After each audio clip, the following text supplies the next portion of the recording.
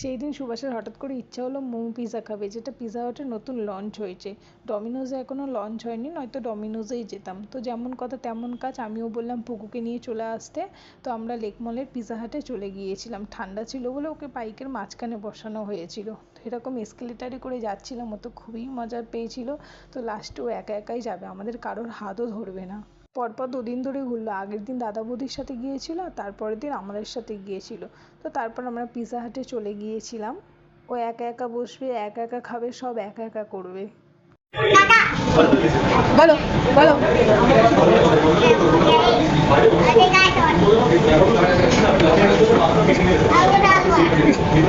অর্ডারটা দিয়ে দিয়েছিলাম, একটা ব্রাউনি নিয়েছিলাম, মোমো পিৎজা আর পেপসি ছিল।